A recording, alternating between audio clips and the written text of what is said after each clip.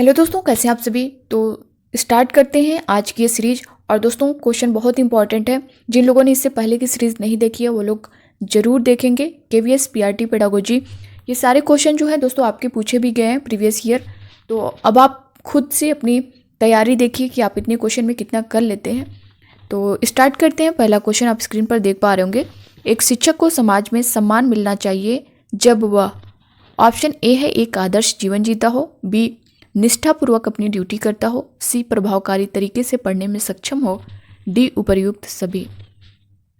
तो दोस्तों, एक शिक्षक को समाज में सम्मान मिलना चाहिए जब वह एक आदर्श जीवन जीता हो, निष्ठापूर्वक अपनी ड्यूटी करता हो, प्रभावकारी तरीके से पढ़ने में सक्षम हो। तो दोस्तों, ये आपका तीनों करेक्ट है, यानी डी ऑप्शन उपर्युक्त सभी, ये हमारा करेक्ट आंसर होगा। अगला क्वेश्चन देखेंगे। शैक्षणिक दौरों के दौरान अपने बच्चे से आपकी क्या अपेक्षाएं नहीं होनी चाहिए। दोस्तों, इस वर्ड पे आप लोग ध्यान दीजिएगा। जहाँ भी नई वर्ड आए उसको आप लोग अंडरलाइन कर दीजिए। जैसा कि सीटेट के पेपर में भी आपने देखा होगा। ऑप्शन ए है बच्चों को दौरे का आनंद लेना चाहिए, बी बच्चों को अवलोकन करके प्रश्न पूछने चाहिए, सी है बच्चों को कोई भी प्रश्न नहीं पूछने चाहिए। दोस्तों, यहाँ पे थोड़ा सा मिस्टेक हुआ है। यहाँ पे आपका रहेगा नहीं, ठीक है। तो बच्चों को कोई भी प्रश्न नहीं पूछने चाहिए। डी है बच्चों को अवलोकन करके अपनी डायरी में प्रश्न लिख लेने चाहिए।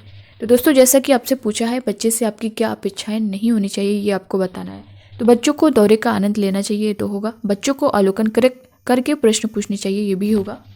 बच्चों को कोई भी प्रश्न नहीं पूछने चाहिए, ये दोस्तों आपका नहीं होगा, यानी यही आपका करेक्ट आंसर होगा, ऑप्शन सी जो है। क्योंकि प्रश्न पूछकर ही वे जो है अपनी प्राप्त नवीन जानकारियों से सीख सकते हैं और अपने ज्ञान का समायोजन करते हैं। तो बच्चों को प्रश्न पूछना जरूरी है। तो यहाँ पे क्या दिया गया, बच्चों को कोई भी प्रश्न नहीं पूछना चाहिए। तो हमारा सी ऑप्शन जो है ये करेक्ट हो जाएगा। अगला क्वेश्चन देखेंगे। आपकी राय में छात्रों को प्रेरित करने के लिए सर्वोत्तम साधन क्या है, ठीक है। ऑप्शन ए है दृश्य श्रव्य सहायता सामग्री का प्रयोग, बी है पाठ को सबसे रोचक बनाना, सी है छात्रों का सहयोग लेना, डी है छात्रों के माता पिता से नियमित रूप से मिलना। तो दोस्तों, इसका आंसर आप लोग करिए। आपकी राय में छात्रों को प्रेरित करने के लिए सर्वोत्तम साधन क्या है, ये आपको बताना है। तो ऑप्शन ए आप देख पा रहे होंगे, दृश्य श्रव्य सबसे सर्वोत्तम बताना है। दोस्तों, जैसा कि ये आप देख पा रहे होंगे, सर्वोत्तम जो सबसे होगा उसको बताना होगा।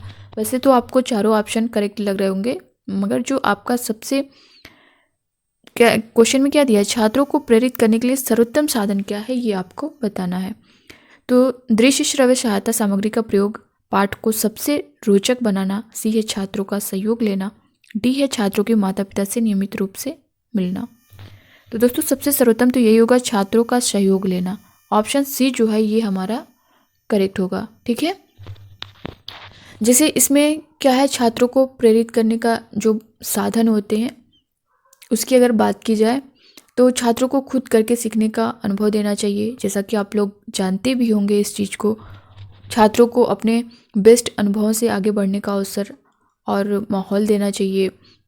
छात्रों को स्थानीय परिवेश के साथ अपने ज्ञान व समझ को जोड़ने का अनुभव देना चाहिए, ठीक है। तो ये सारे सहयोग छात्रों के साथ करने चाहिए, ठीक है। तो ऑप्शन सी जो है ये आपका करेक्ट हो जाएगा। नेक्स्ट क्वेश्चन देखेंगे। एक अच्छी उपलब्धि जांच का एक अभिलक्षण निम्नलिखित में से क्या नहीं है। इसमें भी नहीं पूछा है, आपको नहीं बताना है। ऑप्शन ए है विधि मान्यता, बी है विश्वसनीयता, सी है द्व्यर्थकता, डी है वस्तुनिष्ठता। इन चार में से नहीं पूछा है, तीन जबकि आपके हैं। अब आप जान सकते हैं इसमें से कौन कौन है, कौन सा नहीं है, ये आपको बताना है। तो दोस्तों, ये द्व्यर्थकता नहीं है, तो हमारा ऑप्शन सी जो है ये करेक्ट होगा। जबकि विधि मान्यता, विश्वसनीयता, वस्तुनिष्ठता और इसके जो अभिलक्षण हैं, विभेदकता है, उद्देश्यपूर्णता है, मितव्ययिता है, ये सब इसके मुख्य अभिलक्षण हैं। और द्व्यर्थकता ये नहीं है, यानी ऑप्शन सी जो है ये करेक्ट हो जाएगा। अगला क्वेश्चन देखेंगे। दोस्तों, ये सारे क्वेश्चन जो है आपके केवीएस पीआरटी में पूछे गए हैं, तो आप लोग एक एक क्वेश्चन पर ध्यान दीजिएगा। समाज के एक एजेंट के रूप में स्कूल का प्राथमिक कार्य है। ऑप्शन ए है सामाजिक स्थिरता बनाए रखना, बी है बच्चों में व्यावसायिक सक्षमता का एक पर्याप्त स्तर विकसित करना, सी है बच्चे को जीवन के लिए तैयार करना, डी है बच्चों को अपनी परिवेश समझने में मदद देना। समाज के एक एजेंट के रूप में स्कूल का प्राथमिक कार्य है, ये आपको बताना है। प्राथमिक कार्य को बताना है। सामाजिक स्थिरता बनाए रखना, बच्चों में व्यावसायिक सक्षमता का एक पर्याप्त स्तर विकसित करना, बच्चे को जीवन के लिए तैयार करना। दोस्तों ऑप्शन सी जो है ये आपका करेक्ट होगा। ठीक है, अगला क्वेश्चन देखेंगे। एक शिक्षक का सबसे अनिवार्य गुण क्या है? ऑप्शन ए है उसे विषय का विशेषज्ञ होना चाहिए, बी है उसे एक विद्वान व्यक्ति होना चाहिए, सी है उसे अनिवार्य रूप से अच्छे पहनावे वाला व्यक्ति होना चाहिए, डी है उसमें भरपूर धैर्य या फिर संयम होना चाहिए। तो इसका करेक्ट आंसर क्या होगा? एक शिक्षक का सबसे अनिवार्य गुण क्या है ये आपको बताना है। उसे अनिवार्य रूप से अच्छे पहनावे वाला व्यक्ति होना चाहिए, नहीं। उसे एक विद्वान व्यक्ति होना चाहिए, नहीं। उसमें भरपूर धैर्य होना चाहिए, नहीं। उसे विषय का विशेषज्ञ होना चाहिए। दोस्तों ये जो है आपका सबसे उपयुक्त आंसर होगा ऑप्शन ए, उसे विषय का विशेषज्ञ होना चाहिए। शिक्षक में अपने विषय का नवीनतम ज्ञान, अपने व्यवसाय की पूरी जानकारी तथा बालकों के व्यवहार को समझने की क्षमता होनी चाहिए। तो हमारा जो ए आंसर होगा वो पूरी तरह से करेक्ट होगा। नेक्स्ट क्वेश्चन देखेंगे। निम्नलिखित में से किसे आप अधिगम की सबसे उचित परिभाषा मानेंगे? इसमें से आप किसे अधिगम की सबसे उचित परिभाषा मानेंगे ये आपको बताना है। ऑप्शन ए है समस्याएं हल करना, बी है विशिष्ट हुनर का विकास, सी है आचरण संबंधी प्रवृत्ति में सुधार, डी है उपयुक्त में से कोई नहीं। तो इसका करेक्ट आंसर क्या होगा ये आपको बताना है। उचित परिभाषा मानेंगे ये आपको बताना है। समस्याएं हल करना, विशिष्ट हुनर का विकास, आचरण संबंधी प्रवृत्ति में सुधार। दोस्तों ये ऑप्शन सी जो है ये आपका सबसे उचित होगा, यानी सी ऑप्शन करेक्ट हो जाएगा। नेक्स्ट क्वेश्चन देखेंगे। शिक्षा का मुख्य उद्देश्य होता है व्यक्ति के किसका विकास करना? ऑप्शन ए है ज्ञान, बी है शरीर, सी है व्यक्तित्व, डी है बुद्धिमत्ता। तो दोस्तों शिक्षा का मुख्य उद्देश्य होता है व्यक्ति के व्यक्तित्व का विकास करना। ठीक है, हमारा सी ऑप्शन जो है ये पूरी तरह से करेक्ट हो जाएगा। अगला क्वेश्चन देखेंगे। कोई व्यक्ति एक प्रभावकारी तरीके से एक हुनर कैसे सीख सकता है? ऑप्शन ए है अवलोकन करके, बी है सुनकर, सी है पढ़कर, डी है खुद करके। तो दोस्तों कोई व्यक्ति एक प्रभावकारी तरीके से एक हुनर को कैसे सीख सकता है ये आपको बताना है। क्या अवलोकन करके, या फिर सुन करके, या फिर पढ़ करके, या फिर खुद करके।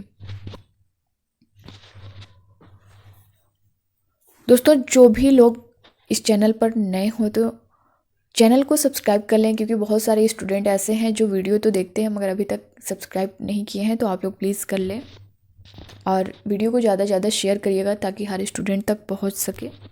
तो दोस्तों इसका जो करेक्ट आंसर होगा वो ऑप्शन डी होगा, खुद करके। ठीक है, खुद करके एक प्रभावकारी तरीके से एक हुनर कैसे सीख सकते हैं? तो ये खुद से करके। ठीक है, ऑप्शन डी हमारा करेक्ट हो जाएगा। अगला क्वेश्चन देखेंगे। विकासशील देशों के लिए आईसीटी में वैसे बच्चों के लिए शिक्षा अनुभव को बढ़ावा देने की संभावना है। ऑप्शन ए है जो ग्रामीण और दूर दराज के स्थानों में रहते हैं, बी है जिनकी सीखने संबंधी विशेष आवश्यकताएं होती हैं, सी है जो शारीरिक रूप से अक्षम होते हैं, डी है उपयुक्त सभी। जैसा कि आप क्वेश्चन को समझ पा रहे होंगे, विकासशील देशों के लिए आईसीटी में वैसे बच्चों के लिए शिक्षा अनुभव को बढ़ावा देने की संभावना है।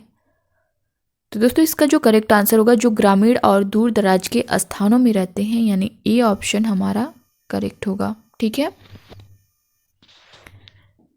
जो विकासशील देशों में प्राय दूर दराज के क्षेत्रों में आधुनिक शिक्षा की पहुंच न के बराबर है, जैसा कि आपको पता होगा, ऐसी स्थिति में ही आईसीटी के माध्यम से उनके लिए शिक्षा उपलब्ध कराई जा सकती है। तो हमारा जो ए ऑप्शन है वो करेक्ट हो जाएगा। तो दोस्तों ये थे आज के 10 क्वेश्चन। कैसे लगे आप लोगों को? अच्छे लगे हों तो लाइक करिएगा, वीडियो को ज़्यादा से ज़्यादा शेयर करिएगा। जो लोग नए हो चैनल पर वो सब्सक्राइब कर लें। तो दोस्तों मिलते हैं हम नेक्स्ट वीडियो में, तब तक के लिए बाय बाय, टेक केयर, खुश रहिए, पढ़ते रहिए और अपनी तैयारी को मजबूत करिए।